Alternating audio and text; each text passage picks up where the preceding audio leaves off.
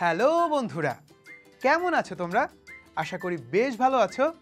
আমি দীপ বিশ্বাস, তোমাদের সবাইকে স্বাগত জানাচ্ছি গো জি8-এ।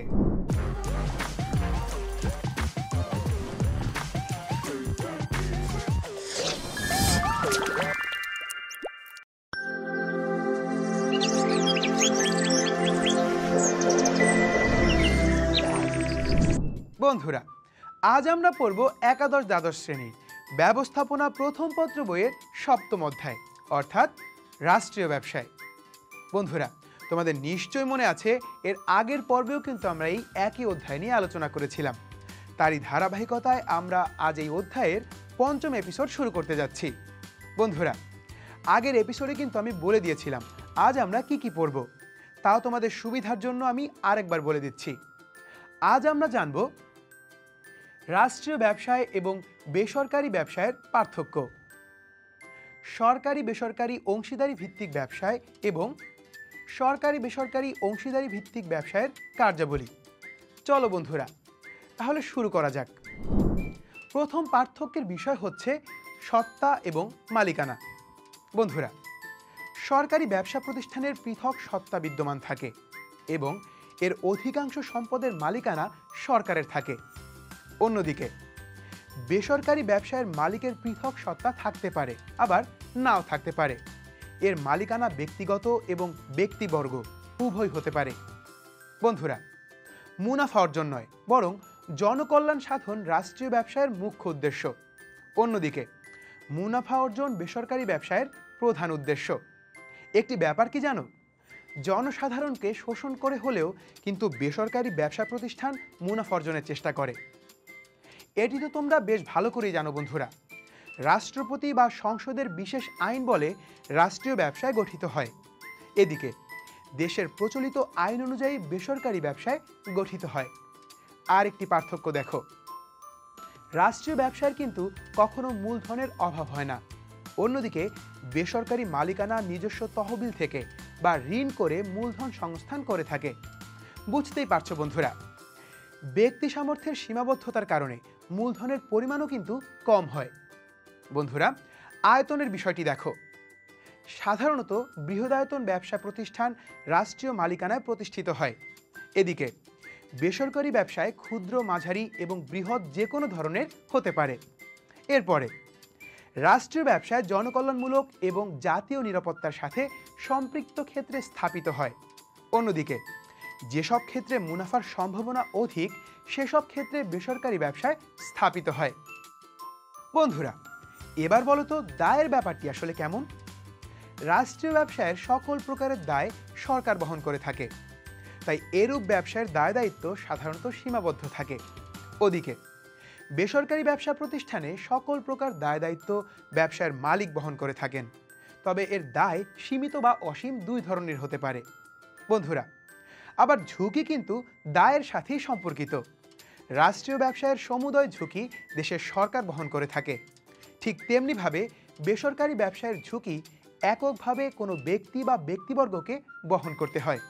বন্ধুরা, এবারে দেখো মুনাফা বন্টন কিভাবে করা হয়। সরকারি ব্যবসা প্রতিষ্ঠান থেকে অর্জিত আয়সমূহ রাষ্ট্রীয় কোষাগারে জমা হয় এবং প্রয়োজনে জনকল্যাণে ব্যয় করা হয়। ওদিকে বেসরকারি ব্যবসায়ের সকল মুনাফা মালিক, উদ্যোক্তা এবং সদস্যদের মধ্যে বণ্টিত হয়। বন্ধুরা, পার্থক্যের শেষ বিষয়টি হচ্ছে আয় বন্টন বৈষম্য। রাষ্ট্রীয় ব্যবসায় গঠিত হলে দেশে আয় বন্টনে বৈষম্য দূরীভূত হয়, আর বেসরকারি ব্যবসায় দেশের সম্পদ এবং আয় বন্টনে বৈষম্যের সৃষ্টি করে। বন্ধুরা, তোমাদের নিশ্চয়ই মনে আছে এই অধ্যায়ের শুরুর এপিসোডে আমি তোমাদের বলেছিলাম যে ছোট বয়সে বাবার কাছ থেকে রাষ্ট্রীয় ব্যবসার ধারণা পাই, তখন স্টেট এন্টারপ্রাইজ শব্দটির সাথে পাবলিক প্রাইভেট পার্টনারশিপ শব্দটিও জানতে পারি। পাবলিক প্রাইভেট পার্টনারশিপ বা সংক্ষেপে পিপিপি হচ্ছে বাংলায় সরকারি বেসরকারি অংশীদারি ভিত্তিক ব্যবসায়। বন্ধুরা, দেশে দেশে এর প্রচলন ঘটেছে উচ্চ ব্যয়ের অবকাঠামো নির্মাণ থেকে শুরু করে ব্যাপক বিস্তৃত সামাজিক সেবার মতো উন্নয়নমুখী এবং কল্যাণমুখী খাতসমূহে। পিপিপি ধারণা বাংলাদেশের জন্য নতুন হলেও এ ধরনের অংশীদারি ভিত্তিক পূর্বেও কিছু কিছু সীমিত উদ্যোগ গৃহীত হয়েছে। বন্ধুরা, সরকারি বেসরকারি অংশীদারি ভিত্তিক ব্যবসায় তিনভাবে প্রকল্প বাস্তবায়ন করা হয়। সেগুলো হচ্ছে নির্মাণ মালিকানা পরিচালনা, নির্মাণ পরিচালনা হস্তান্তর এবং নির্মাণ মালিকানা পরিচালনা হস্তান্তর। চলো এগুলো সম্পর্কে ছোট করে বুঝে নেই। বন্ধুরা, এ ধরনের প্রকল্পে বেসরকারি সেক্টর সেবা প্রদানের উদ্দেশ্যে কোনো কাঠামো প্রণয়ন করে, এর মালিকানা সত্ত্ব লাভ করে এবং পরিচালনার মধ্য দিয়ে জনগণের সেবা করে। অর্থাৎ প্রকল্প নির্মাণ, মালিকানা এবং পরিচালনা বেসরকারি ব্যবস্থাপনায় হয়ে থাকে। বন্ধুরা, এক্ষেত্রে বেসরকারি প্রতিষ্ঠান নির্দিষ্ট সময় পর্যন্ত প্রকল্পের পরিচালনার দায়িত্ব পালন করে। চুক্তিবদ্ধ সময় অতিক্রম হলে সরকারি মালিকানায় হস্তান্তর করা হয়। বন্ধুরা, এ পদ্ধতিতে প্রকল্পের কাঠামোগত উন্নয়নের পর বেসরকারি মালিকানাধীন হয়ে থাকে। এটি নির্দিষ্ট সময় পর সরকারের কাছে মালিকানা এবং পরিচালনার দায়িত্ব হস্তান্তর করা হয়। বন্ধুরা, এবারে চলো সরকারি বেসরকারি অংশীদারি ভিত্তিক ব্যবসায় কার্যাবলী বা উদ্দেশ্যগুলো সম্পর্কে তোমাদের সংক্ষেপে একটু জানিয়ে দিচ্ছি। সরকারি বেসরকারি অংশীদারি ভিত্তিক ব্যবসা কার্যাবলী সরকারি বেসরকারি অংশীদারিত্বের জন্য সেপ্টেম্বর 2010 সালে পাবলিক প্রাইভেট পার্টনারশিপ অফিস প্রতিষ্ঠা করা হয়। এ কার্যালয়ের উদ্দেশ্যগুলো হচ্ছে সরকারি বেসরকারি অংশীদারিত্বের চুক্তির জন্য উপযোগী কোনো প্রকল্পে বেসরকারি খাতকে অংশগ্রহণের জন্য উৎসাহিত করা, প্রকল্পের যোগ্যতা, প্রকল্পের উন্নয়ন, প্রকল্পের নির্বাচন সম্পর্কিত প্রশাসনিক পদ্ধতির বিষয়ে সরকারি বেসরকারি যৌথ উদ্যোগ এবং সরকারি বেসরকারি অংশীদারিত্ব সম্পর্কিত নীতির সব বিষয়ে সরকারকে পরামর্শ প্রদান করা। এছাড়া কোনো প্রকল্পে অর্থায়ন এবং সরকারের আর্থিক অংশগ্রহণের বিষয়ে চুক্তিকারী কর্তৃপক্ষ এবং সংশ্লিষ্ট সব সরকারি সংস্থার মধ্যে সমন্বয় সাধন করা, কারিগরি সহায়তা, তহবিল সংগ্রহ এবং পরিচালনা করা।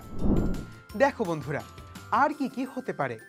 সরকারি বেসরকারি অংশীদারিত্বের সব বিষয়ে কারিগরি এবং সর্বোৎকৃষ্ট পদ্ধতির নির্দেশাবলী প্রদান করা, সরকারি বেসরকারি অংশীদারিত্ব প্রকল্পে বাস্তবায়নের অগ্রগতি পর্যবেক্ষণ করা, অংশীদারিত্ব প্রকল্পের অভ্যন্তরীণ এবং বহিস্থ নিরীক্ষার কার্যক্রমকে সহায়তা প্রদান করা এবং সরকারি বেসরকারি অংশীদারিত্ব বিষয়ে বাংলাদেশের সচেতনতা এবং সমর্থন উৎসাহিত করা।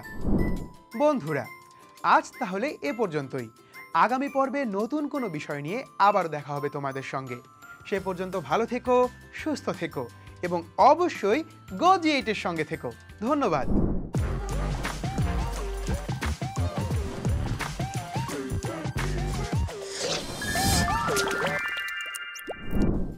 চলো বন্ধুরা, এতক্ষণের আলোচনা থেকে কিছু গুরুত্বপূর্ণ নোটস দেখে নিই। রাষ্ট্রীয় ব্যবসায় এবং বেসরকারি ব্যবসায়ের পার্থক্য হচ্ছে সত্তা, মালিকানা, উদ্দেশ্য, গঠন, মূলধন, আয়তন, প্রকৃতি, দায়, ঝুঁকি, মুনাফা বন্টন ও আয় বন্টন বৈষম্য।